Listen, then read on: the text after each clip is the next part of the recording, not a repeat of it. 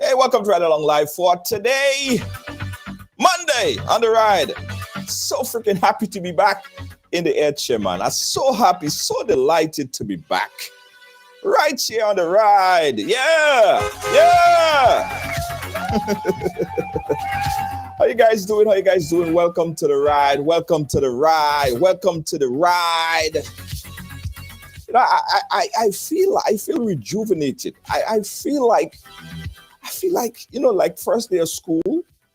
You know, like first day of school, like your first day at school, and you're so excited. You know what I mean? I'm just so excited, guys. We just came out from Ghana. All right. If you've been following our post, we was in Ghana for about 10 days. So much beautiful things that we witnessed there, guys. So much experiences I want to share with you guys. But I'm happy to be back in studio. How you guys doing? Spoiled Child, how you doing? Everyone, how you doing? Akeem Lewis, how you doing? As you come in, go ahead and share up the thing. We have an exciting program lined up for you. Suzette, how you doing? Somebody tag a friend, tag somebody. Tag somebody. Let me do it as well. Because today, guys, we are going to be talking a little bit about the budget. Right, we're going to be talking about the budget that was just recently presented by the Honorable Prime Minister Deacon Mitchell earlier today, and we have a slew of panelists who all saw it, and they all have difference of opinion on what they saw. Now, I must say that two of our guests, that's why we're about 2 minutes late. Two of our guests is not yet connected. But they will be connected, and we are showing you that this is going to be a spirited conversation, a spirited debate. But the panelists that are listed on the flyer, that's not all. Of course, you are also a part of the conversation. That's what makes the whole thing interesting, right? You are a part of it as well. Dodo, how are you doing? Pick up yourself. Thank you so much, Della. Yes. So you are part of the conversation. So throughout the program today, guys, throughout the programming today, we're going to invite you to call in and tell us what you think. Now, there is no monopoly on good ideas, guys, right? That's why we want the whole world to be a part of this conversation, because it's not about a political party. It's about everybody contributing. So there might be things that in the budget that was introduced today, that was spoke about today, that you don't like or that you have questions about. We want your views on it. That's why we are opening the phone lines from the beginning. Bruno, big up yourself. Thank you so much. All right, so let me introduce the panelists that we have thus far on the program. And again, we are going to be joined by two other panelists within the program. All right, so let's first introduce them all. I just flip the coin and see. You see who's in the big chair right there. He is no stranger. He is no stranger to ride along. He is no stranger to controversy. He is no stranger to this type of forum. Let's introduce my friend Cam Jones. How are you doing, my brother? Well, Junior, it's always a pleasure to be on your popular platform, and I see it as an honor to be here with two goodly gentlemen of impeccable character, and I look forward to a very spirited conversation about what we experienced today. I mean, it is just historic, and I'm looking forward to the conversation. I think your viewers and the listeners everywhere, they're looking forward to something substantive, because I think Grenada generally is smiling. Yeah. Okay, Cam, I know you have a lot to say. He is also, guys, no stranger to the ride. He's been on here before, Mr. Sampson, my good friend. I'm happy to call him my good friend. He makes himself available, and I'm very happy about that. Sampson, how you doing, my friend? Journalist. Greetings, seasons, greetings, one and all. Greetings. It's a pleasure to be here. Always a pleasure to be on the ride. It's a really good ride, and if you realize I'm still smiling, it's because I'm still feeling inspired from today. I watched history made it. I hear that. And of course, he is, of course, no stranger to the ride. We have all friends. I feel like I'm meeting with such good friends. Mr. Joel Greenidge, how you doing, my friend? Joel Greenidge, how things?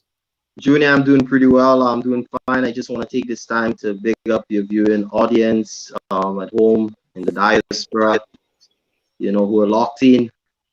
I know everyone is very excited, full of hope, full of optimism about the future of Grenada, Carriacou, and PD Martinique. So I'm excited to be part of the conversation with these goodly gentlemen. Absolutely.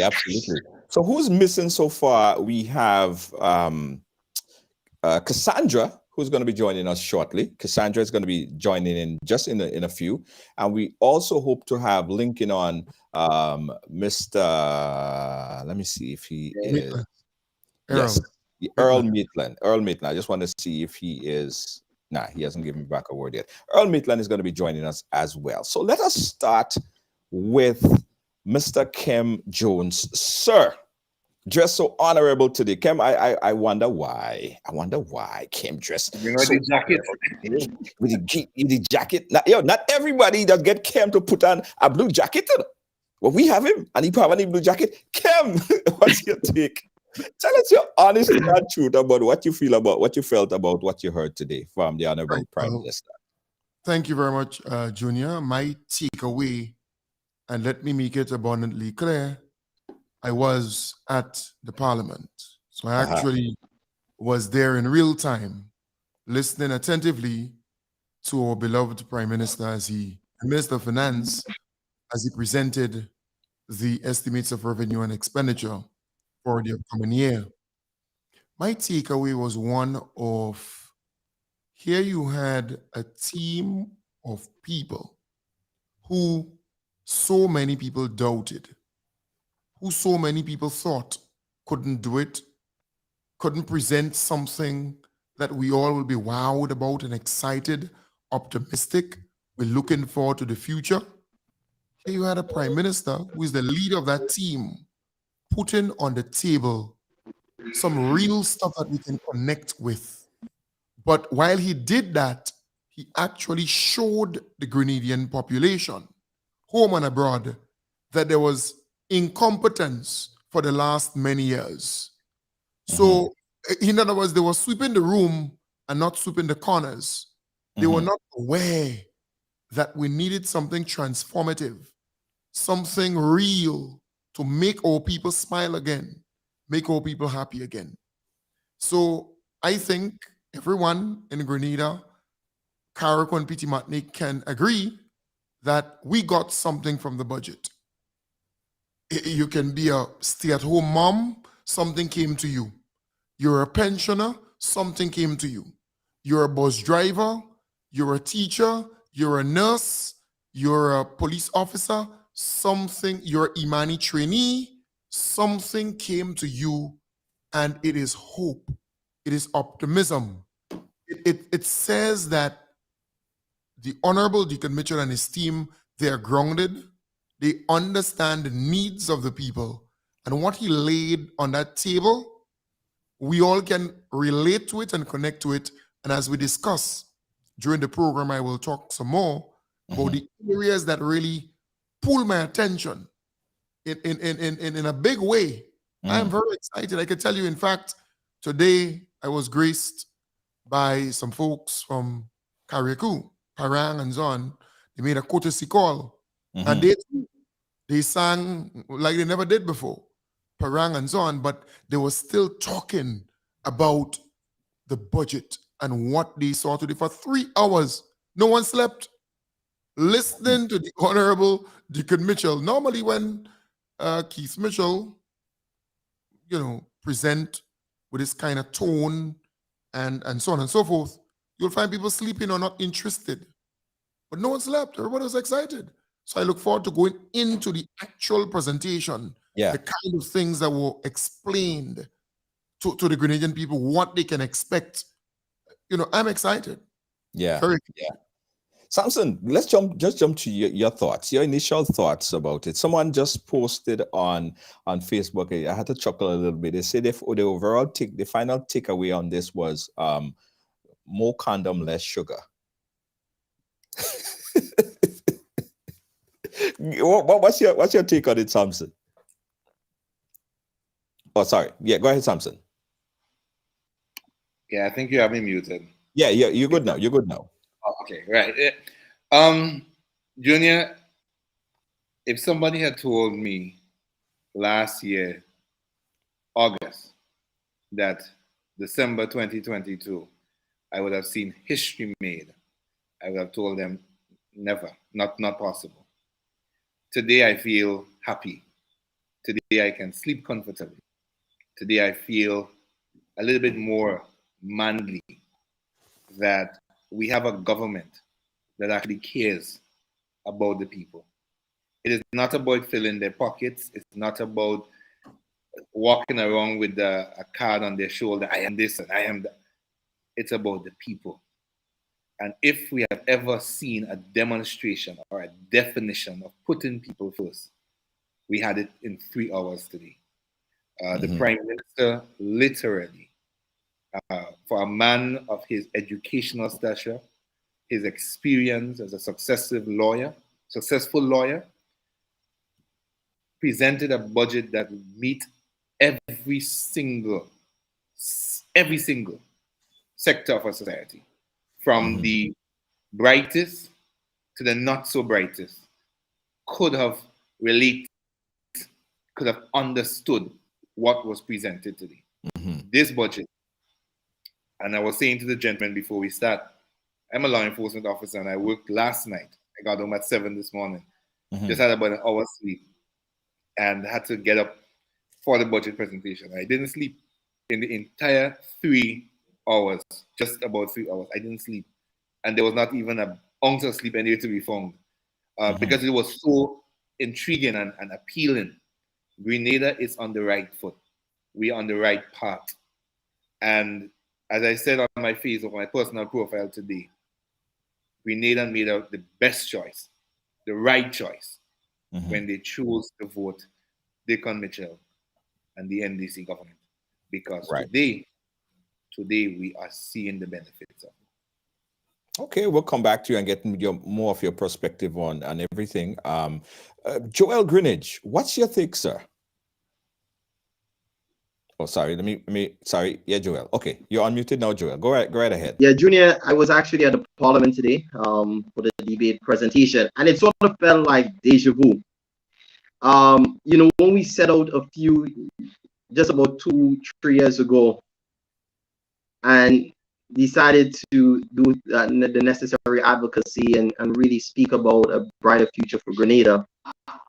You know, today when I sat there, it was like what I actually visualized would have actually transpired once the Grenadian people elected a young team, a visionary leader, a charismatic leader, a leader who has the best interests of the people at heart.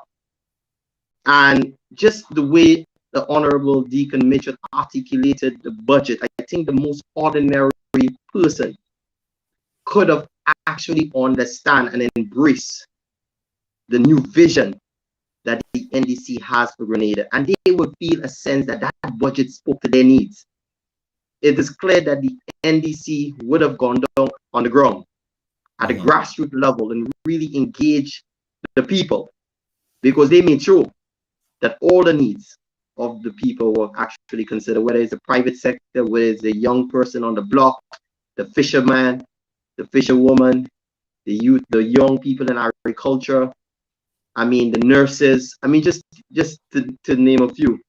They made sure that the entire population, all citizens, felt like their needs were basically met by this budget presentation. And I feel very inspired. I feel very hopeful. What was different, Kim? What was different about this budget, in your opinion? We don't have Cassandra on yet, but she'll join us shortly because I want a perspective on this as well. What was different about this budget than budget of the past, like the last budget and the budget before that? What do you think, Kim? You see, Junior, Grenadians are accustomed to a certain tone, a certain arrogance, a certain vexation, a certain fight verbally between either unions and government, private sector and government, churches and government. But here you had a prime minister who spoke modestly and connected. With humility, with simplicity, he was able to connect with the ordinary man, with the person in the middle, with the person way on top. And that is significant, very significant. But not only that, if you look at the budget, what the Honorable Prime Minister and Minister of Finance did was to actually tell us what we really needed, and we knew we needed that. Prioritize health care, prioritize agriculture, prioritize education, prioritize the creative industry. In other words, what he actually brought to the table is not really totally new, but the priority moved from where it was, because agriculture was never seen as important in the last administration. Healthcare was seen as a joke, right? So I was really, really impressed when the Honorable Prime Minister spoke about the new teaching hospital. That's something that I have advocated for, because I said, after all, we have SG right here. Normally, the students will complete a certain, stage of their training, and the last 2 years or so, they have to move to the United States, move to the United Kingdom to do their practicum. That's money that could be used or staying right here in Grenada, remain right here. Yeah. Housing, food, entertainment, and so on. If we had that teaching hospital, create the incentives, give them the package so that the specialist doctors and so on from everywhere can come right here and be a part of this new creation. So I was moved, because healthcare is now a priority. Health eating. You talk about condom, VAT, removing condom, and VAT added on sugar. Thumbs up. The Prime Minister understands clearly that when one goes to the hospital, they see so many people without, let's say they're amputated. Let me not name the body parts. But I'm saying to say to you that we have so many people in our country who suffers from diabetes, who suffers from hypertension, who suffers from so many different issues and complications, right? High cholesterol, we can go on. And healthy eating has a lot to do with it. Yeah. the sugar, the carbonated drinks, you know. But he's also cognizant of the fact that HIV, AIDS, and STD and STIs and so on, that has increased significantly in the last many years with COVID and so on. People of the opinion that AIDS don't exist, but it exists, Right. right? HIV and so on. So he's saying, I want you to strap up, but I want to make it accessible. I want to make it cheap so you can access it and use it so that we can at least have a healthier population. So healthcare is a priority, and I'm happy about that. Education, the kind of injection, $15 million in US will be taken from that lending institution for TAMCC because he understands that tertiary education must become a priority for all of our people. Education is liberation. When he spoke about the whole need for us as a nation to invest in our people and see our people as that asset that will drive that transformation forward, I was actually in awe. That's my thinking. If you develop the people, if you develop your human resource capacity, Yeah. then we can actually boast and say, well, you know, Grenada is first in this, first in that, and first in this. I travel, and I met so many of our Grenadian nurses who left this country because they were not appreciated. They were not seen as a part of the developmental process. Here you have a prime minister saying, look, they took a certain amount of money from you, we're giving you $500. Right. Yeah. We're giving you $500 because that is important. Not only that, the people who are acting in Hollywood will be made permanent, will be regularized, the nurses, the teachers, and the folks in the acting positions. Not only that, he spoke heavily about implementation.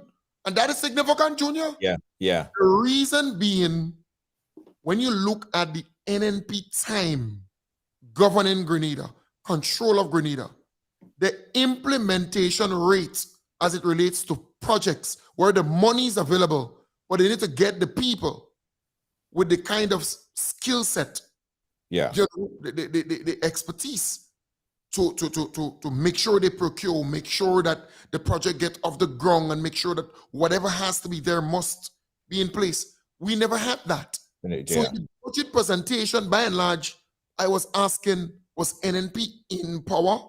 What were they doing? Were they actually serving the best interests of Grenada? They wanted Grenada to move forward. But generally speaking, I mean, I think I was following social media. I received feedback from so many people. People are happy. Yeah. It's a package that many people cannot carry because they're surprised. Sampson and Joel, jump in here because some are commenting on the budget. I saw a minister posted something earlier to the extent of saying it's somewhat of a fantasy. It's one thing to say something, but where the money coming from? Where they getting the funds to yeah, you unmuted, Dwight. Where the money coming from to actually implement those things, right? Sampson, what's your take on it? Do you see it as somewhat of, or some elements of it as somewhat of fantasy, as was stated by a minister on our Facebook page today? Without continuing, it has to be a former minister. Former minister, sorry. Yeah, Thank you so much. Thank you so much. I think the era of fantasy budget presentation has ended. I think it ended yesterday. And we are in an era where we have a government that has a proven track record. If Dickon Mitchell tells you he's going to do A, B, and C, you can put a dollar on the ground, he's going to do it.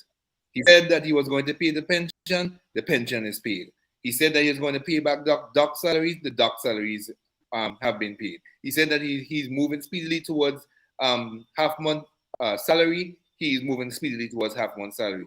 We have never had this before. We have had a government that kept making promises to us and then taking back the promise and then coming back to us at the 99th hour of an election and say, oh, we're going to do this and oh, we're going to do that. And this has been the trajectory of elections in the Caribbean for as long as possible. Deacon Mitchell did become prime minister and joined the fan club. Deacon Mitchell became prime minister and set himself apart from the fan club. We have a situation in Dominica who is going through an election. And if you go back as far back as in the early 2000s, Roosevelt Currit has been saying every single election we get to an international airport, and up to this blessed day, Dominica is still without an international airport. But Deacon Mitchell has said to the Grenadian people, I am going to pay the pension. Even if I have to borrow the money to pay the pension will be paid. When he became prime minister, he said, I gave myself until the 31st of November to pay the pension. The 31st of November came, well, even before that, the pension was paid. You understand? Right. So for people who are doubting or have questions, I say to you, brother, sister, cousin, uncle, look at the track record. What has been said that has not been done, right? And I know persons, and now let me make this point because I know my comrade Kem will strengthen me on this. I know people are talking about the regularization of workers. I think that the government is repetitively saying to Grenada, listen, the state we have met the public service in, what are we going to regularize? We need to structure, we need to repair, we need to build up the public service before we can ever begin to think or go down that. And the Prime Minister has repetitively said, and I've seen commentaries about that today, I've seen posts about it today, but the reality is, once Deacon Mitchell says he's going to do it, you can put your buck on it, you'll get done. Right. Joel, what's your take on it? Those that are saying that this is somewhat of a fallacy, somewhat of a fantasy, hold on. I think we have. Hold on. Before you respond, Joel, I believe that we have a new addition to the panel. So let me introduce her right now. Cassandra, are you there? Okay, Cassandra, unmute yourself. I'm not hearing you.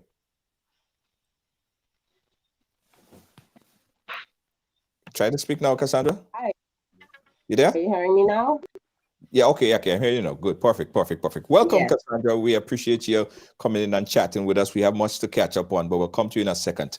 Joel, what do you think about those who are saying that this is somewhat of a fantasy? The former minister posted on our Facebook page, which was later deleted a little bit shortly after, about this being a fantasy. What's your take?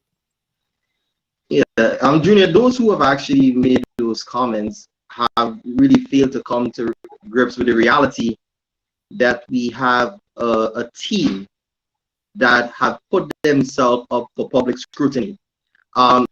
Normally, what you will find happening over the years is when it comes close to an election, political parties go into communities and engage the constituents.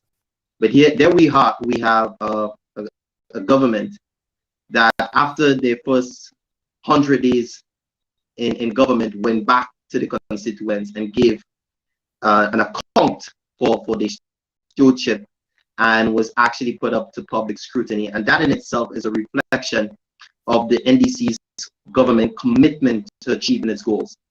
Some of the things that the NDC would have actually outlined, the NDC government would have outlined in the budget presentation is basically low-hanging fruits. It takes political will. It takes a government not just looking at securing votes for the next election, but a government that is really based on people-centered development. And if you looked at that budget presentation, it really did not look, it transcends party lines. It did not look at NDC or NMP. It looked at empowering Grenadians, putting monies in Grenadians' pocket, ensuring that Grenadians have a better quality of life and standard of living. And the Honorable Deacon Mitchell made it clear that he's a prime minister for all. And that is clear in this budget presentation. That government is to address those needs. And in terms of the persons who are saying that it's a fantasy budget and how would the government actually fund it? The government has said it very clear in this budget, the need to cut back on wastage. And by putting a committee in place that would actually review and look at how government approach projects, and in terms of looking at the most efficient way in executing those projects. We have never had that before. We have heard of cases of wastage and mismanagement of state resources. So the government has shown that there will be a high level of prudency in the way they manage the limited resources of the state, and they are prepared to allocate those resources in areas that can actually generate revenue for the country, and therefore increasing our export. And that in myself is significant. And we can see a lot of foreign revenues coming from increasing export as we move towards improving our agricultural sector, improving fishing and all of those basically areas. So the government is very clear as to how it's planned to achieve those goals. All right. Cassandra, welcome in. Again, we appreciate your perspective on this, because, you know, it's very good that, you know, you got a chance to look at it and you could offer that, give us some ideas on your perspective. What's your take on it, Cassandra, on the budget presentation presented today by the Prime Minister? Hi, good evening, everyone. Hi, Joel, Marcus, Kim, Junior, thank you so much for the opportunity. I think my takeaway, I first like to commend the Grenadian people. I noticed that a lot of people were tuned into the budget presentation, and I think that is commendable. I've always advocated for people to get involved in governance. So I was really, really, really proud to see so many people tuning into the live and the numbers being consistent. So that is something that I noticed that I want to commend the Grenadian public on. In regards to the Prime Minister's speech, one of the two things I took away, the emphasis on the creative industry. I really think that's something that the government should be commended for. And the additional injection of funding into the agriculture sector. Over the years, for those who have known me and followed my advocacy, agriculture is something that I've always been passionate about. So I was really proud, elated to see that the agriculture sector, the Ministry of Agriculture, got some, I think it's what, 37 point something percent increase in the ministry. And I think that's something that is commendable. And then you tie that into the health and the emphasis on health. So I also think that's something that the government, through the Prime Minister's presentation, that they should be commended for, because if you're talking about agriculture, then you're talking about a healthy nation. So that was some plus that I took away. I heard you ask the question, but where's the money coming from? One of the things that I did was compared last year's budget revenue of estimates and expenditure to this year. And one of the things that's consistent is the funders. So you see a lot of funding coming from some of the RUNOs, that the receiving United Nations organizations. You see the World Bank listed there. So I think that our governments, past and present, has to be commended in terms of consistency. Looking at the capital projects that's listed in the budget document, I see a continuum of governance, and that is something I want to publicly commend this administration for. So many times, you know, we elect officials into government, and you see them discontinuing projects that the previous administration would have started. And I don't see that much in this budget. I see a continuation, and in cases where need be, I see that there are amendments to some of the projects that the past administration would have started. So that's commendable. I think what I'm taking away from this is that they were they sat down and they looked at maybe some of the loopholes, some of the challenges, and hopefully they're learning from it. And in the case of the debushing program and the Imani program, you hear a lot of emphasis on amending and trying to bridge some of the gaps that existed in some of these projects. So that itself is commendable. So that is my takeaway. I'm still in the process of looking at and comparing the budget figures presented today to that of last year, and I think that is going to be important, whether or not some of the projects, they took away some of the money from some projects. I haven't had the time to actually delve deeply into the document. But for me, again, I'm elated about what some of the things that I'm seeing. I was a bit disappointed in the allocation for the Grenada Spotlight Initiative. I believe that, if you look at the judiciary, one of the challenges that we have had over the years is the the number of cases against crimes committed against women and girls brought before the judiciary.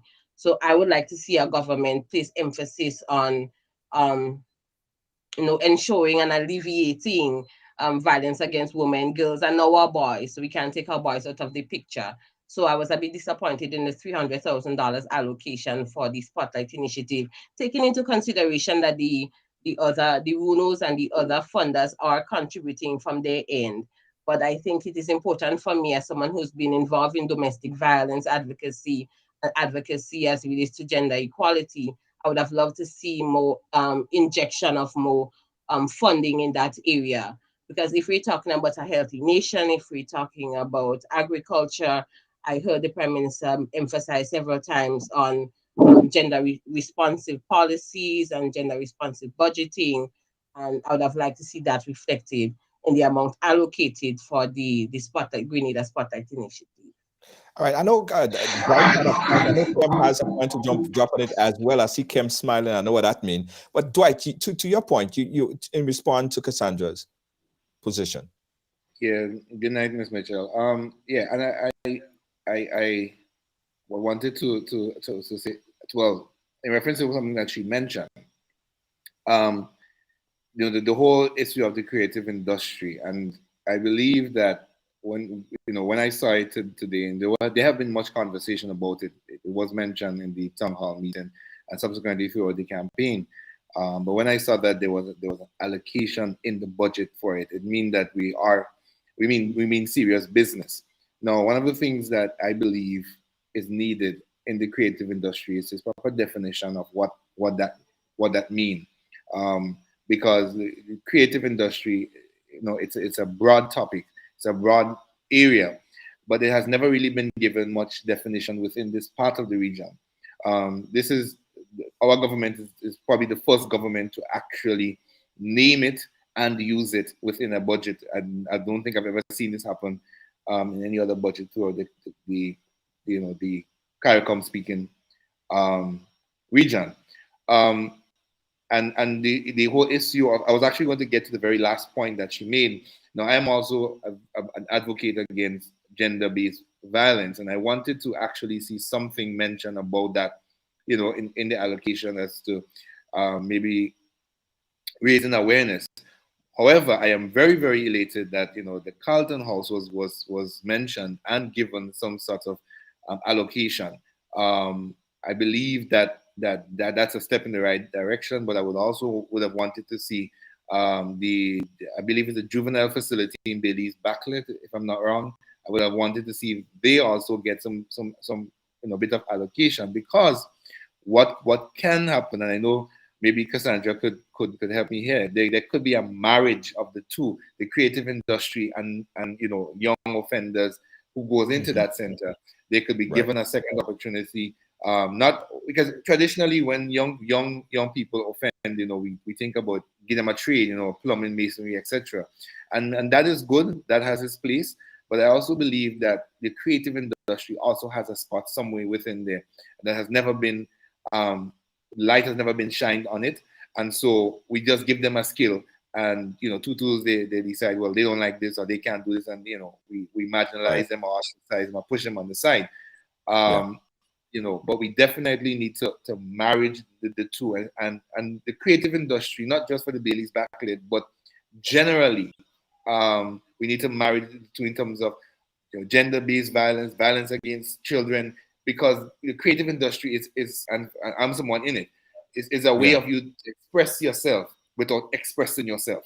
It's a way for you to use your talent and your gift, to see what's going on within you that you necessarily cannot speak, or you may not feel comfortable speaking. So I really want to see a marriage of the two. But I guess as the program is rolled out, we may just see that come on board.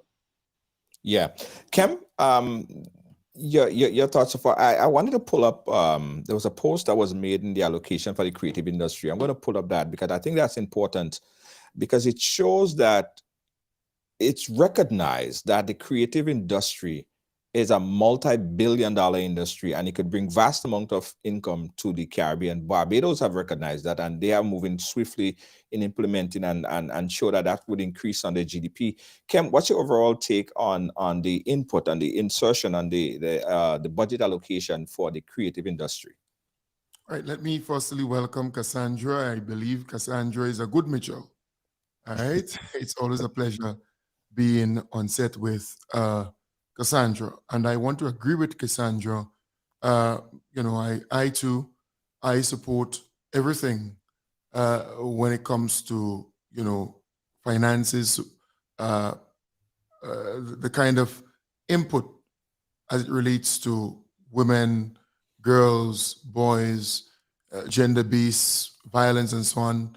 Anything that can help to alleviate that, anything that can make things better for women and girls and also young men who are struggling with those kind of situations.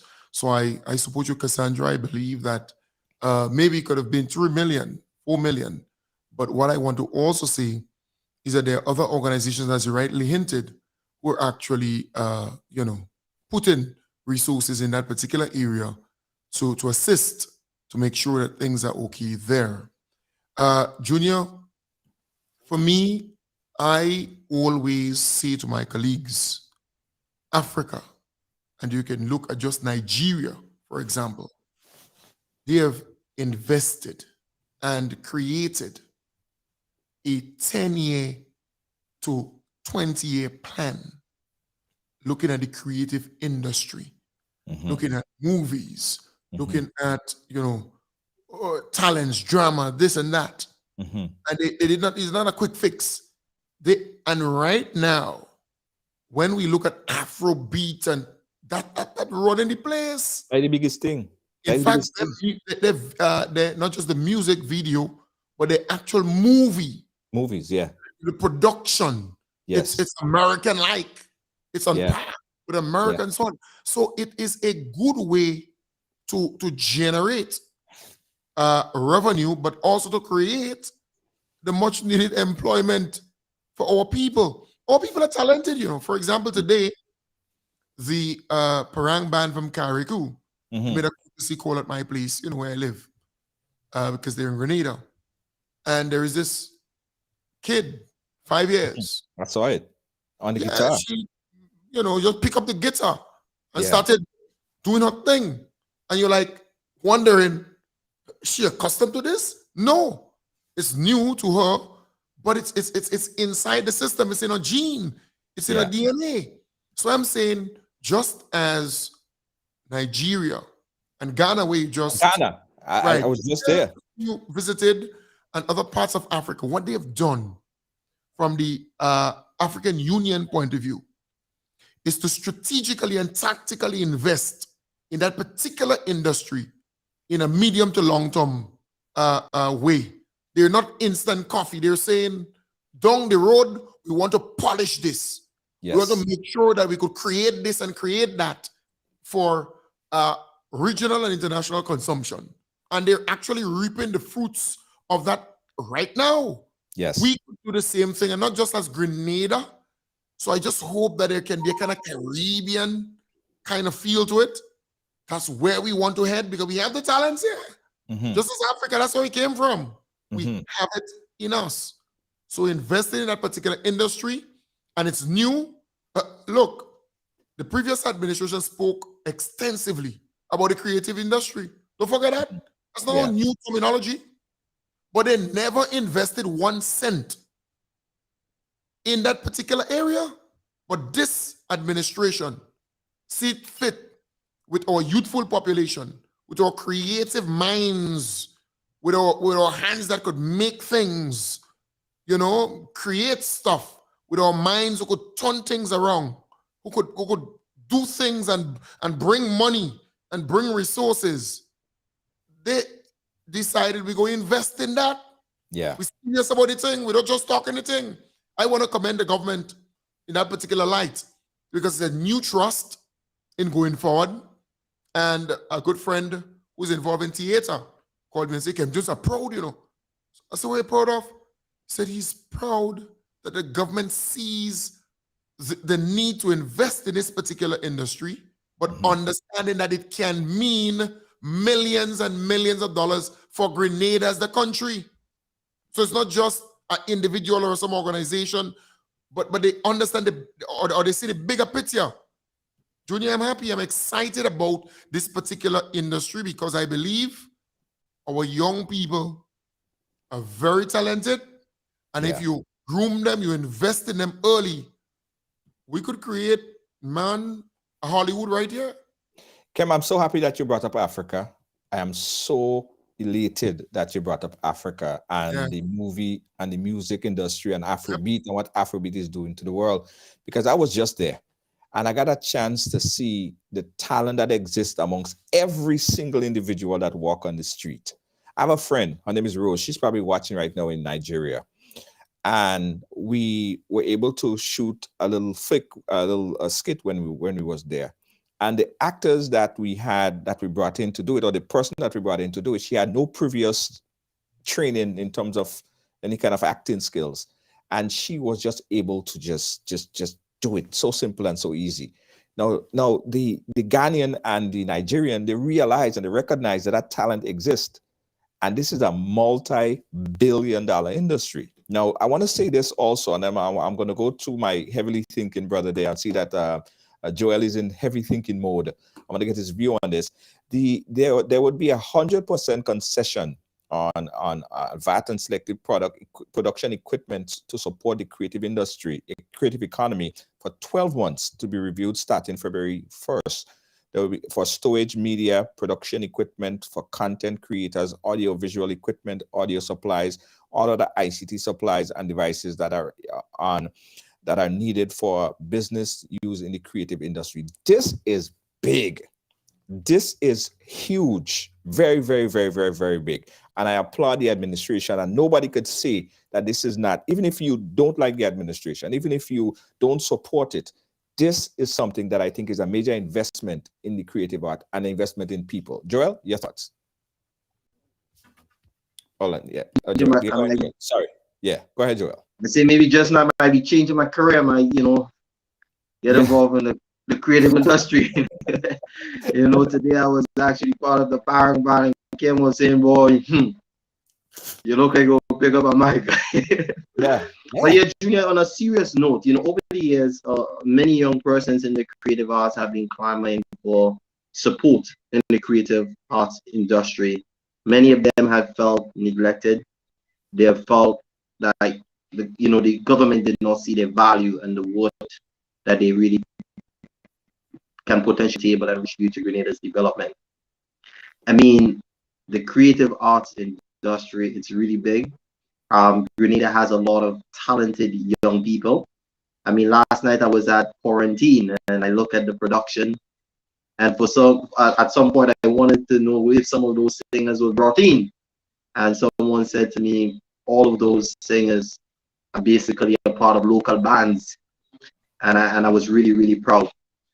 One of the things I would like to see going forward as we develop the creative arts industry, that we have a cultural center, so that, I mean, you can merge the creative arts with tourism, because many times I find tourists come to Grenada, and I've heard that from a lot of friends who would have visited Grenada. And one of the things that they said to me is when they went into the communities, they got to see the talent that young persons possess in those communities, not in an organized way, but just you're in the community and young person just doing their own thing. And I believe we could really take those talents and we could really harness it, and we could support it with proper management and with the support system that the government would have now created through providing the concessions and stuff with equipment and all of those things relating to that. I could see us having cultural centers across the country, different parishes in every week, different plays, different performances. I could even eventually see us actually filming movies right here in Grenada. And I know they have your I know, Junior, you have the expertise, and I know you'll be willing to do a mentorship program to really train our young people in that particular area. So I'm really excited about that. I think.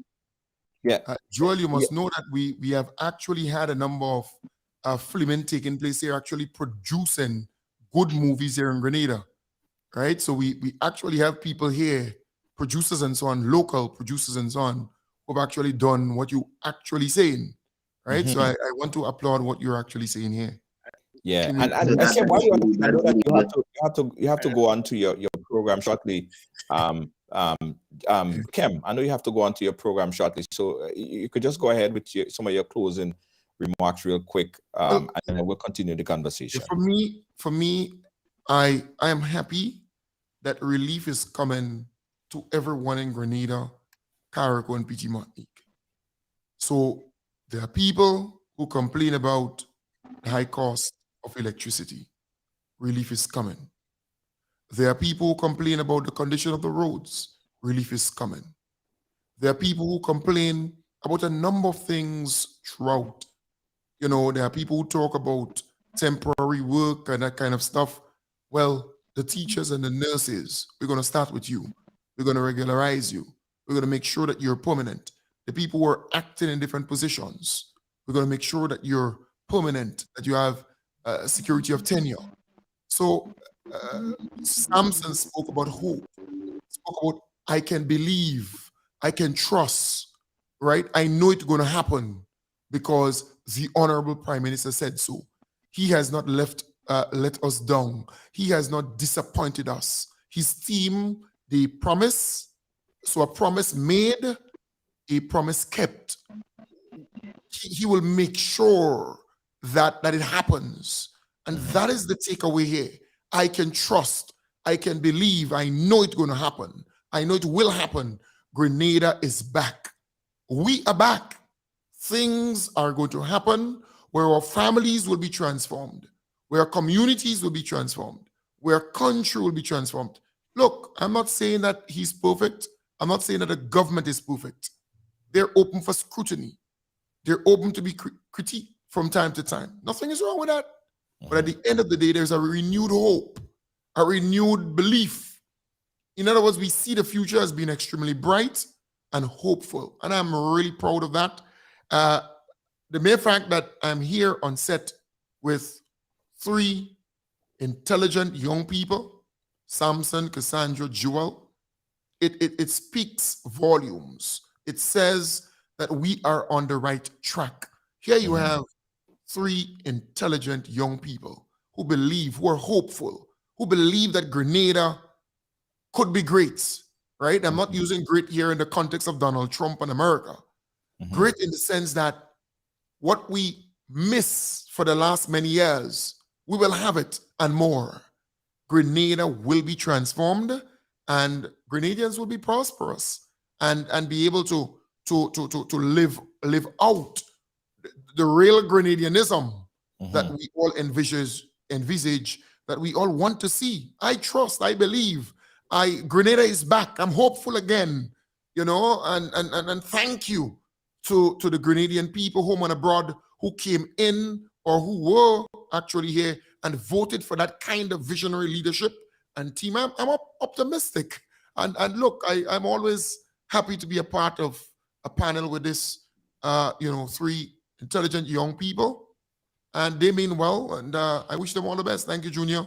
Thank you so much, Kim. Privilege to be on your platform. Thank you so much. And when you're going back to Ghana, please bring me with you. Yeah, man, March. And I want to be there. March. Even if you consider me to be a stowaway or some kind of luggage person. March, mark the date, March. We're going back to Ghana, March. Thank you so much, Kim. We're going to keep in touch. All right. Guys, you're watching Right Along Live. Still, Kim has to go on his program, but we still have Cassandra, Joel, and of course, Sampson here. Let me show you guys a quick picture that was taken in Ghana while I was there. We were shooting this clip there. Very interesting. So the new economy will see a lot more of this type of things. We'll see much more movies and short films. I'm even more interested in opening up a whole production company in Grenada now. Well, I've always thought about it, but it's even more that the government is even looking at prioritizing the creative industry. So I'm very interested in doing a lot more. All right, so we'll talk more. Okay, Cassandra, let's talk about things now that you didn't like so much, things that you didn't really favor too much at all. Junior, just before just before Lady Mitchell said, get to the don't like, I wanted to make a point, just a quick point I wanted to make. I'm very elated and very happy to hear the National Library back in the budget, mentioned in the budget, and not just a library, but a modernized library, and what that means for the future generation of Grenadians, because a library is just not about books, but a library holds a lot of historical content in there, and our young people can go back and could pick up a newspaper from 1971, 1950. They would read the articles about Eric Gary and the struggle, even in 1951, adult suffrage, and so on and so forth.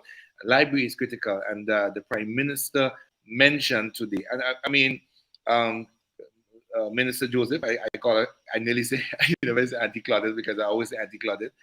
Minister Joseph, even in her campaign, every time you give her a mic, she always talks about the library and what she wants to see happen with the library, and I think it's a start. Also, the Hall of Justice was mentioned, and we, not Lady Mitchell, but who were here from the very start. We got some news tonight. That literally broke our heart, and for somebody who would, I'm not going to say it yet, but for somebody who had rallied and fought to see what happened, to see it has come to this, really breaks my heart. And in the whole situation, Alexander Clark, and so on and so forth, and we had a government for 20 odd years, and we had a quote that was floating around St. George's as if it had balloons attached to it, from the stadium to this place and that place. Junior, how many years since after Hurricane Ivan, the Governor General residence is still in ruin? The House of Parliament, well, the former House of Parliament is still in ruin. That building could be transformed into, a proper court facility, something historic. But anyhow, I'm very, very happy to see that those two pillars of our national architecture being mentioned and being given the spotlight and given the financial support that it needs.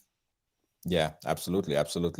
Cassandra, to the things that you heard today that you think could have been thought out better or was missing in some aspects, did you see anything that you would like to bring to light? Cassandra, I think it's right to really preempt the budget. Are you hearing me? Yeah, I'm hearing you. Yes. Okay. So I don't think it's to preempt the budget right now. What we heard today was just the speech, and to kind of give a superficial or summary of what is to come. We do have to hear from the rest of the ministers. I know that we have picked out certain aspects of the budget that we are pleased with. I did mention the allocation to the agricultural sector and the mention of the creative industry. But if we delve deeper into the budget documents, there are so many other issues. Climate change, as a small island developing state, I was also humbled and pleased to hear mention of emphasis on climate resilience and how we are going to build our resilience as a small island. We also heard about geothermal energy, and I'm in part of a grouping of civil society. I know over the years that is something that we have been a part of in terms of the consultations. We have raised concerns which has not been addressed by the past administration. So we are anticipating, hopefully, that this administration is going to engage stakeholders in regards to that geothermal initiative. We heard mention of I think it's the Cliff project that's going to be done in the Woburn to Grand Anse area. I don't traverse that area, but when I do, I want to agree that there is work that needs to be done in that area, so that in itself is commendable. What other, if I can pick off the top of my head? Housing is another issue that is of relevance to the Grenadian people. And I think we heard the Prime Minister, Minister of Finance mention allocation to the housing sector. What I'm also pleased with in hindsight, sitting here and listening and kind of going through the budget document, is compared to last what I have seen is that most of the documents were prepared on time. It's very comprehensive I have to say this, like for instance, estimates of revenue and expenditure is 508 pages long. That is how in depth it is. So that's why I'm saying that is, I don't think it's fitting for me now, not having perused the entire document to actually give an opinion based on just the Prime Minister and the Minister of Finance. If today there are certain things that I'm elated about the removal of VAT on certain items. And one of the things is the allocation, I think, of the 20% tax on sugar. While I agree with you, don't get me wrong, I think it has to be a phased approach. I am concerned because I know people who are addicted to sugar like a drug. And if you have to put something like that in place and tie it into the health sector, I think it's something that has to be phased. I don't know. That's my humble opinion. I'm glad to hear mention of the removal of VAT on certain items. I heard mention of soya chunks, sanitary condoms. We just came from World AIDS Day where we are hearing that we had 25 new cases of infection in Grenada. And interestingly, there's about maybe 9, subject to correction here, that 25 are young people under 24. And that is very concerning for, and should be concerning for us. It is a public health issue. So I'm glad to hear that. But outside of the removal of VAT on condoms, one of the things that I would like to see coming from our Ministry of Health is emphasis on a more awareness program on HIV/AIDS and emphasis discrimination, because there are people living with HIV/AIDS in Grenada, and I think we really have to do in terms of educating the public on effective. So the responsible for health. Climate resilience, I would love to hear our young minister speak on climate resilience and moving forward, how we need as a small island developing state plans that she has in place for us. What other areas? Right. Of course, domestic and social safety net programs. Really elated to hear the allocation for the Ministry of Social Development. Ministry of Youth had a huge allocation, and that is commendable given the huge youth population that we have. The estimates on expenditure is what it is, estimates. I think we really will have to pay attention in the start of the new fiscal year as to how our government is going to distribute the resources, because we know that the resources are scarce. We're taking into consideration Minister of Finance, the extra factors. We have a warring out there in the Middle East. We have inflation. We have what may be a pending recession, but that is a question mark, because if you look at our report coming from our Minister of Finance, our economy seems to be doing well. So there's a huge responsibility on this to ensure that the economy continues to do well in all factors and all of the things that are happening. Are we going to do that? And that is why, again, I am commending them for the allocation and the emphasis on the creative industry and agriculture. And I'm hoping to see that trickle down into SMEs, and to see that entrepreneurs and new and budding entrepreneurs come out, so that we can have a thriving economy. What may happen, because our government,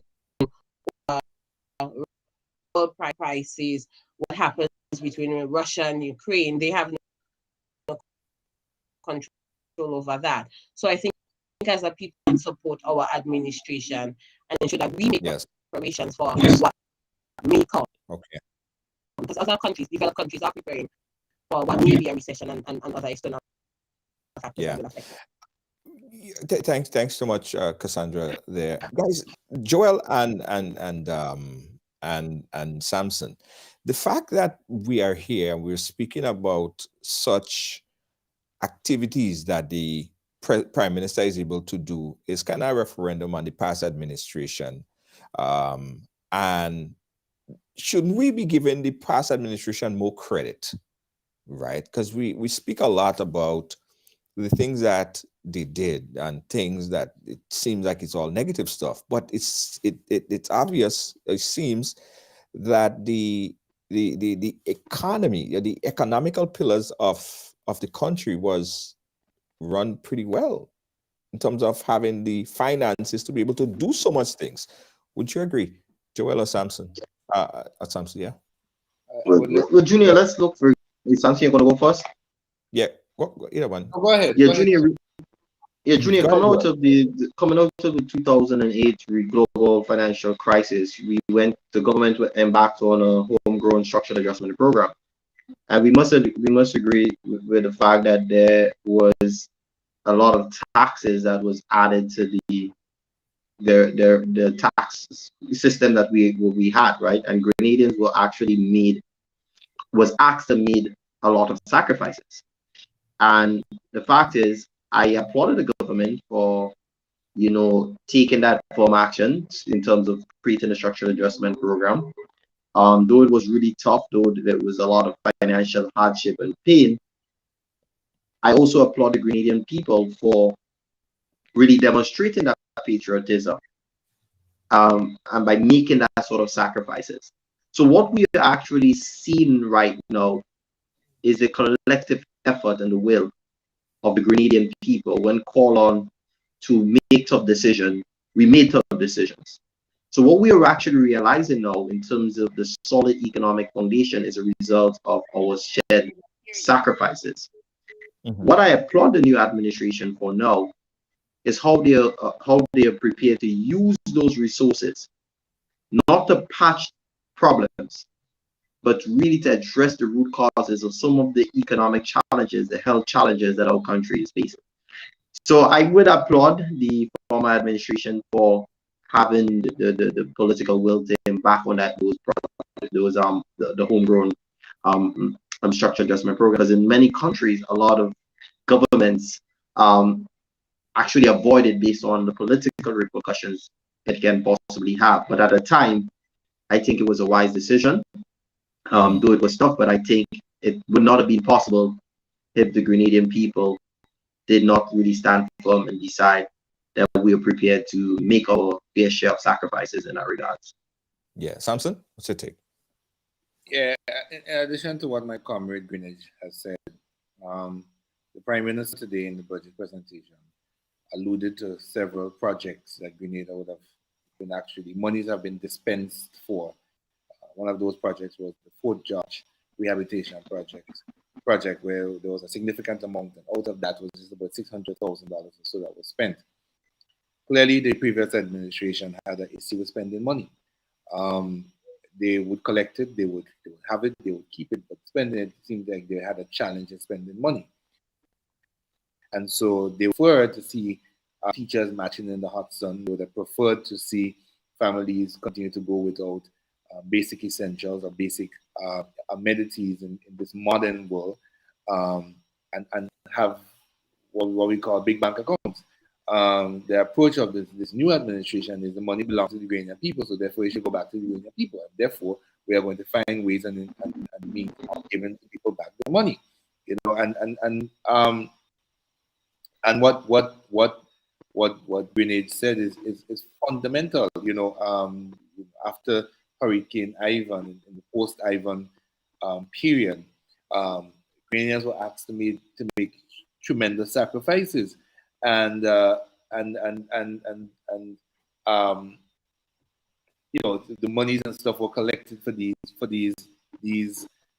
from ordinary Grenadians who made those sacrifices. But then the question is, where was those money spent? Are there track records? I mean, in the town hall meeting, the Prime Minister made mention of two organizations where received significant funding, and today he made mention of other examples of wastage. But the ultimate takeaway is that there is monies available. There is issues on the ground. There are things that needs to be done. So why not use the money to the benefit of all the Ghanaians? Yeah. Cassandra, you wanted to chime in? Yes. Yes, I think Sampson is referring. Hold on, your audio kind of breaking up a bit, Cassandra. All right, guys, we're going to work on connecting, having a better connection there with Cassandra. Guys, you're watching Right Along Live, and we are talking about reactions to the budget presentation that was presented earlier today by the Prime Minister, Honorable Deacon Mitchell, and the general reaction. Of course, giving you an opportunity to chime in as well. So you could call in at this number, put it up on the screen, 718-701-5720. It's right there, 718-701-5720. Let's hear your point of view on it. Again, 718-701-5720. That's our number. Let me see if Cassandra, no, Cassandra audio is still off. So we will try to reconnect again I to wanted to Cassandra. make this point while you wait on Okay. Lady Mitchell. Yeah, go right ahead. Go right ahead, Sampson. Yeah. Going back to something that Ken would have mentioned before he had to subsequently leave us. And that's the whole issue of the teaching hospital. And for the life of me, I never understood why we didn't have such in Grenada. Grenada should be the mecca for health tourism in the Southern Caribbean. For one, that we have a full-fledged medical university right there on the southern tip of our island. And so, you know, like everything else, under the previous administration that was underutilized, I do believe that the university was underutilized. And so, as a result of that, the Grenadian people did not benefit from that. And not just that, you know, we send off a number of young persons on a yearly basis to Cuba to study medicine.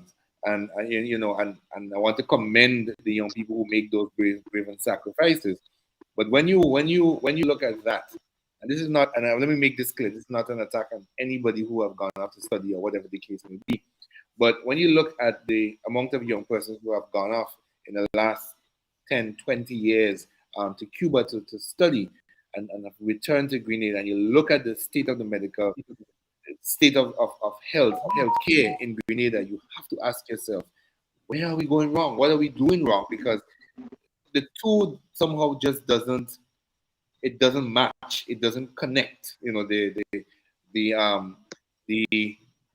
both sides of the spectrum doesn't match. You know, so the teaching hospital, I think, is another welcome gesture. I'm trying my best, not to go too deep into the budget. I think it's too preliminary for that right now.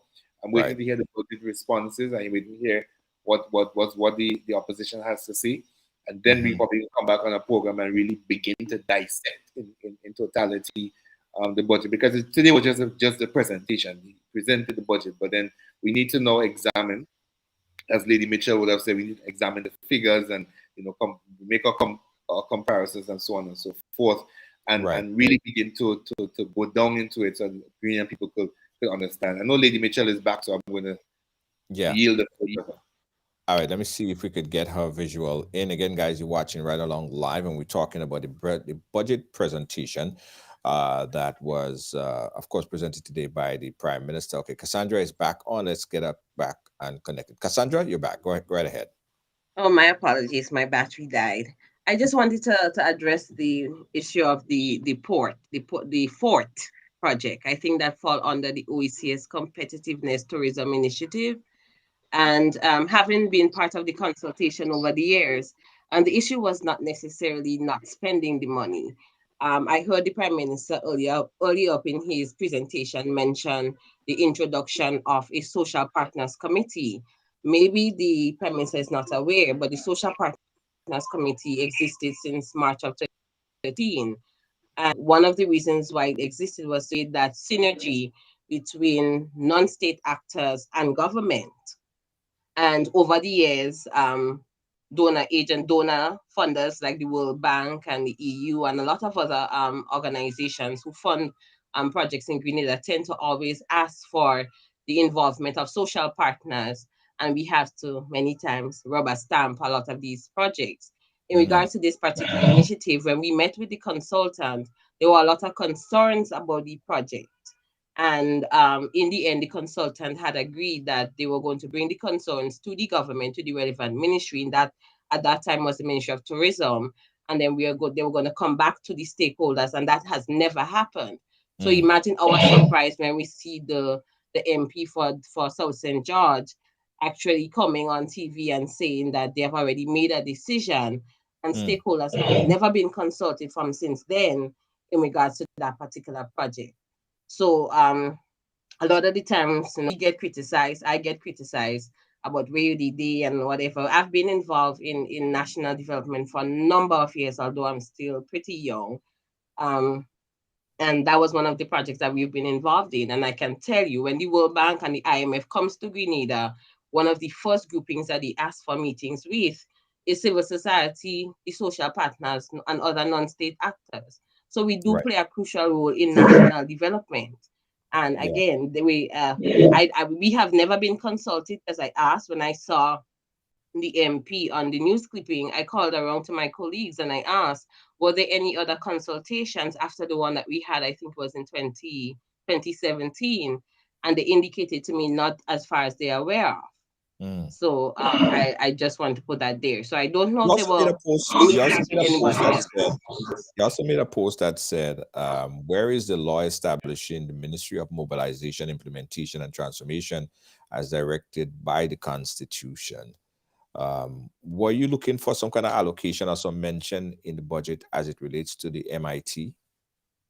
No, since the creation of that particular ministry, one of the things that some members of civil society has asked, according to the Constitution, Section 58, subsection 3, it gives the authority to create offices other than the office of Prime Minister, but all of these new ministries must be established in law. So with the creation of this Ministry of Mobilization, Implementation, and Transformation, we have been asking since we heard of it, where is the law establishing that ministry as directed by the Constitution? Again, Section 58, subsection 3 of the Constitution says that. So we've been asking that. Nothing except establishment and creation of a law prevents the Prime Minister and the Governor General through Parliament from creating that ministry. But again, we haven't seen it. And Grenada will continue to state again that Grenada is governed by the rule of law. Like if you look at the Ministry of Health, for instance, you'll find legislations, the Public Health Act, the Quarantine Act, a lot of acts that support the activities and decisions that will be made by this particular ministry. Ministry of Climate Resilience, if you look, you'll find legislation supporting activities around climate change, climate resilience, waste disposal, you'll find legislations that cover that. Ministry of Youth, you'll find legislations that cover the activities and decisions made by the Ministry of Youth. And we have not seen this with this particular ministry. And one of the things that I did was that I called around and spoke on parliamentarians who were there long before I was even born. And I asked, am I wrong in interpreting this constitution like that? And what I found out is that there was never a Ministry of Implementation, contrary to what many think. Under the previous administration, former Prime Minister Mitchell created a department. So there was a department under the Prime Minister's ministry, I think it was. But there was never a separate Ministry of Implementation. The only time that existed was under the PRG. And it's interesting to note that the PRG was not a constitutionally elected administration. Right. Yeah. All right, guys. Again, we're giving you guys an opportunity to chime in. The phone lines are open, 718-701-572. So I want to say good night again to my colleague in Ghana who is checking us out, Rose, and friends and family down there. Thanks for watching and paying attention to even what's happening this side of the world. I know it's like about going on 1 o'clock after 12 midnight in Ghana, but you are chilling and paying attention and keeping up with us. So thank you for that. We're down to the tail end of this discussion here, guys. So I just want to find out from everyone. Let's go wrong, right? Who was the winners and losers in this presentation, if there were any winners and losers? Joel, were there any winners or losers, or who were the winners, big winners, and who was the losers in this one?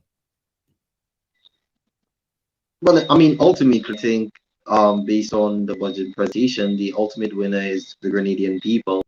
I think from the standpoint of the opposition party, while I know that the opposition is there to oppose for opposing sake, I do hope that they will definitely embrace some of the ideas and the policies and programs put forward by the NDC administration. Because at the end of the day, Junior, we are at a turning point right now. And I think, politics aside, we must look towards the future in terms of creating a sustainable, prosperous Grenada for all citizens. For far too long, we have seen many Grenadians languish in the dark corners of our society in poverty and pain and hardship. And I think this administration, based on their policy and on the budget presentation, is really moving in a direction that most Grenadians, or if not all Grenadians, believe we should move in. So I would like to see all stakeholders involved in the process. I think feedback is important, objective feedback, but I think we should really embrace this new vision for Grenada, and we need all hands on deck. And I believe we were able to move with one common vision, with all hands on deck. I think we'll be proud of the Grenada we can create together. Yeah, yeah. Samson, what's your take? I know you may want to add to it, but also include that part of it. Were there any winners or losers? Or if so, who was the winners and who was the big losers in what was presented here today? I don't necessarily think that there was any losers. I think that they were all winners. The Grenadian people won today. There were, and let me just make this clear, that there were aspects of the budget that we spoke about this before the show began, that I was not in total agreement with. And one of those areas is the added VAT on sugar, and I understand the health implications surrounding sugar, and Lady Mitchell would have spoken to some of those. But I also believe that there are families in Grenada at this time that cannot afford sugar now as it's zero rated, much less when it's not. And I think that we need to give and take.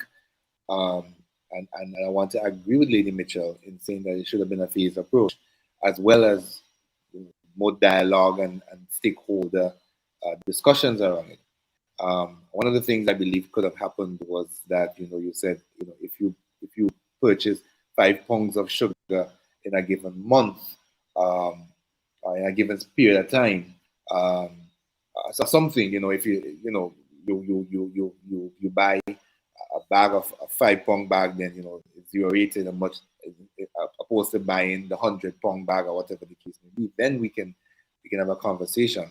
I as someone who has rallied and been a part of HIV/AIDS campaigns previously, I do support the zero rating on condoms, but condoms has always been a free commodity. It's something you can walk into any health facility across Grenada and get. Not the good one, not the good ones. I mean, not the good ones. Give and take, good, bad, whichever. The point I was making, the point I was going to make in that regards is that the government could have said we, instead of zero rating it, they could have decreased the amount of VAT on it to a certain amount. So there's balance. Right. But anyway, I think the Grenadian people won today. As one former minister says, words versus reality. We have the next 12 months or so to see the reality of this. And I'm looking forward to seeing the reality of it. I'm looking forward to seeing the rollout. I'm looking forward to seeing how the government plans on achieving this. One of the things I want to, I've said this in private circles, and I'm going to say it publicly. I want to caution the government that, before you start, spending, put the structures in place. One of the things that was grossly lacking from the previous administration is structure. And you see that happen, in basic things like the seed program. You don't know who in the community you need to go to. You end up in an MP's office to get on the seed program, and even when you have basic things to do, you're going from from the Ministry of Finance on the Carnage up to the Botanical Gardens and back and forth and up and down the place, just trying to get one simple thing done. And, you know, and as I say that, the whole ease of doing business report comes back to mind. You know, we need to smooth out that, you know. And, you know, one of the things the Prime Minister said too as well, you know, the whole disenchantment of the public service.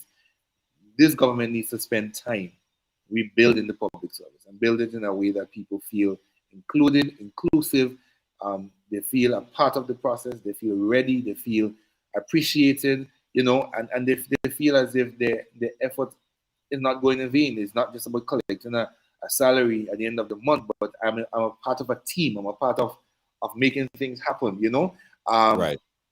And so that is critical. And I think that in the next 2 to 3 months, maybe up to 6 months, while we spend it, while we get in the projects and the programs on the road, let's spend some time building the human resource capital, because without them, nothing is possible. All right. So, Cassandra, we're gonna end with you. Who do you think, if there are, who do you think are the losers and who are the big winners in this one? I don't think there are any winners or losers when we are speaking about the national budget. I think that sort of language is a bit divisive.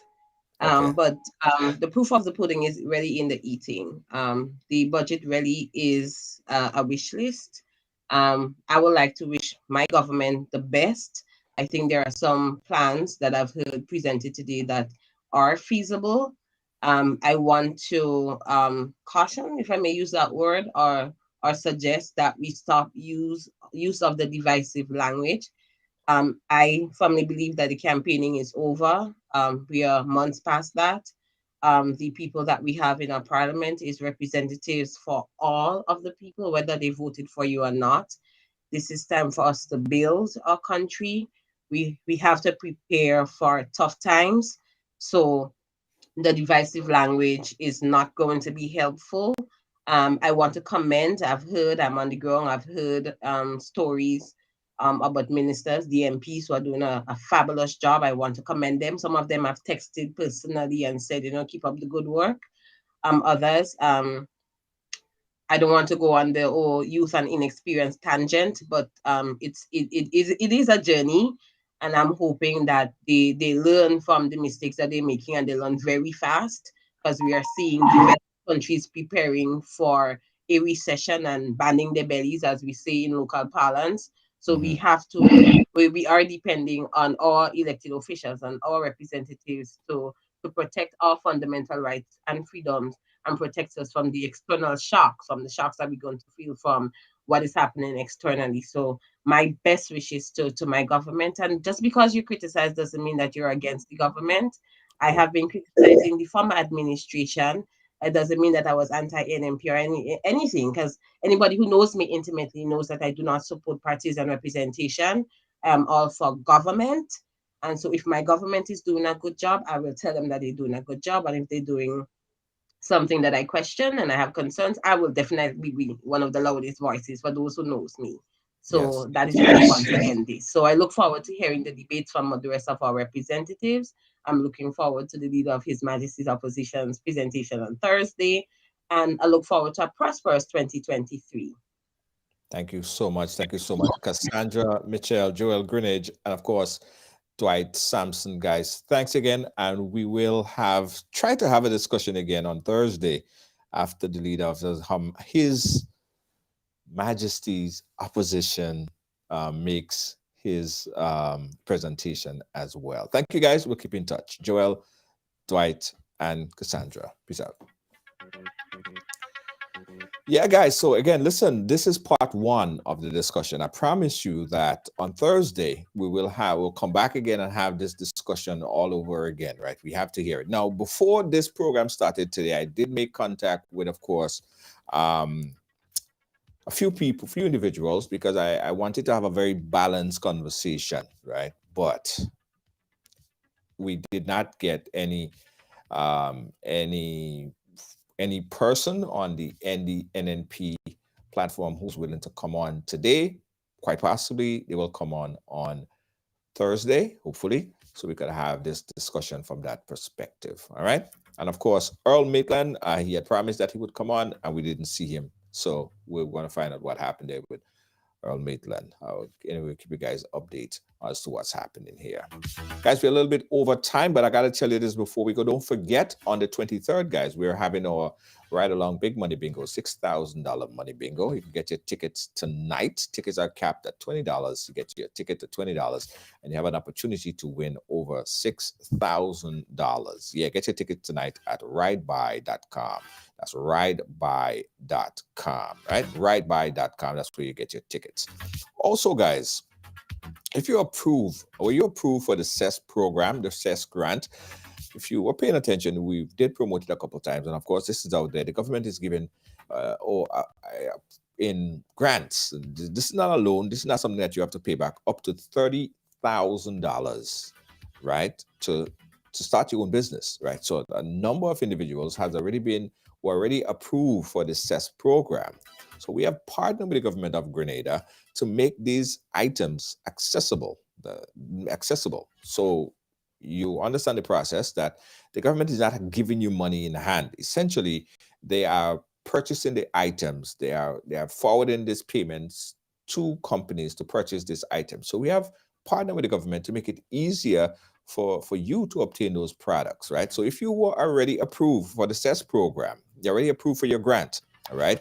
Give us a call and we would streamline the process of getting those items to you as quick as possible, all right? So you could call us at this number, 718-701-5720. We'll advise you on the products.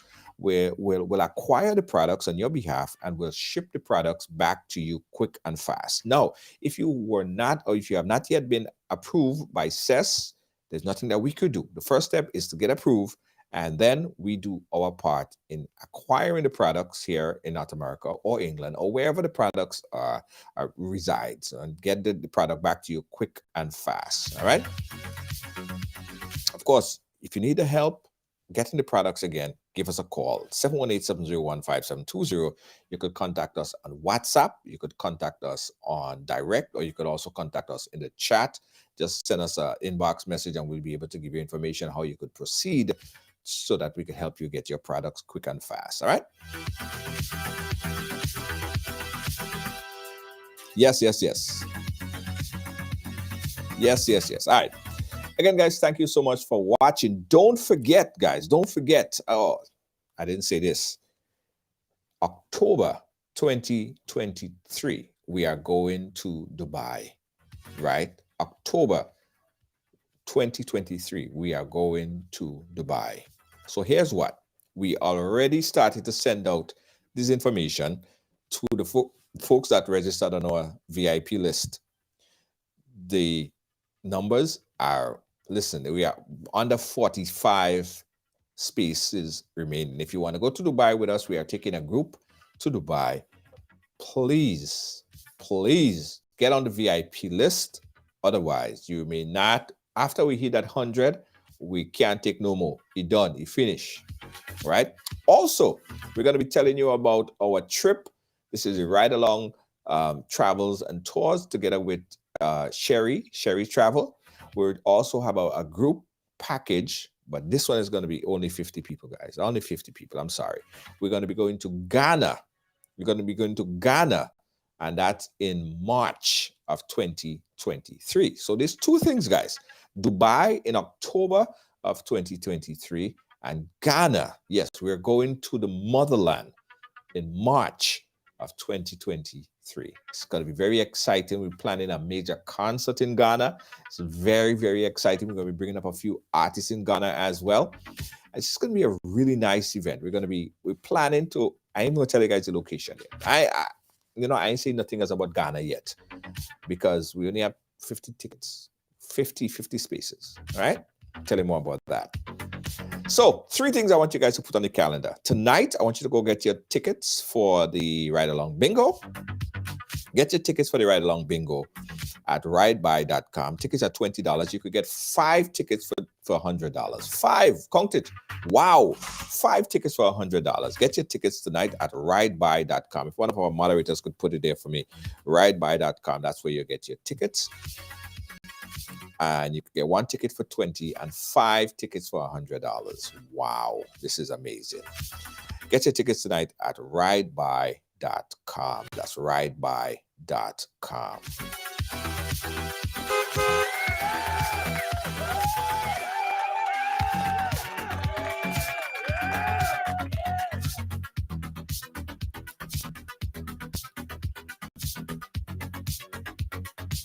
And again, let me say it one last time. Were you approved for the CES grant, government grant? Do you need help in acquiring the items? Then give us a call. 718-701-5720. That's 718-701-5720. And we'll help, we'll advise, we'll acquire the items and ship the items back to you quick and fast. We got a sponsor break and we'll be right back for the closing thoughts. Don't move, we'll be right back. Carpentry and Cleaning Service Inc., providing exceptional carpet and cleaning, floor installation, refinishing, home renovations, drywall, painting, plastering, doors and moldings, electrical and plumbing, and much more. We are a one-stop shop for all your professional needs. Give us a call today on 718-221-5572. That is 718-221-5572. Or you can call our cell on 917-939-3192. Check out our sales on all services. We're located at 218 Schenectady Avenue, Brooklyn, New York. Phillips Carpentry and Cleaning Service Inc. Williams Funeral Service serve you with dignity and compassion as you mourn. Every day, we embark on the journey of life, and one day, the journey will end. It's on that day that you can entrust the celebration of life of your loved ones to David Williams Funeral Service. Call 718-291-3823. Grenadian products are now only a mouse click away at GrenadaMarket.com. Nutmeg and guava jams, jellies and syrups, world-famous nutmeg pain relief spray, black sage, soursop, lemongrass, and bois bande bar. Ordering is simple and friendly. All major credit cards accepted. Safe, secure shopping guaranteed. GrenadaMarket.com ships your product anywhere in the world. So when you can't go to the island, the products off the island can be sent to you. Just log on to www.grenadamarket.com and experience our quick delivery and homely service. Thanks again for watching, and thanks for being a part of our program. I'll be our follow production team here at Ride Along, our senior executive producer, Lois JJ.